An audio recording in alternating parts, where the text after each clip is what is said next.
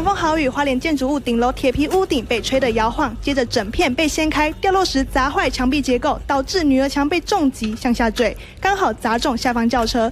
而当时车内有一对母子，妈妈重伤抢救不治，现在7岁儿子还在和死神搏斗。女儿墙是从顶楼掉落到1楼，砸中一辆这个白色轿车，导致这个钣金扭曲变形损毁的是相当严重。墙壁从高处掉落，重力加速度，现场一片狼藉，砖块也全部碎裂。事发突然，惊悚影片在网络上疯传，许多人在第一时间没有厘清状况，误以为是因为台风天出游导致憾事发生。而现在疑似是受害者家属也发文捍卫家人清白。贴文内容说到，当事人是网友的堂哥一家人，堂哥本身是社工，太太则是医院护理师，绝对不会这么不爱惜生命，台风天还出游玩。许多网友看了留言说祝福堂哥一家人，希望弟弟赶快好起来。我在房间的时候，就是突然听到楼下有巨响，然后我就往窗户外面看，就有看到一台白色车被砸。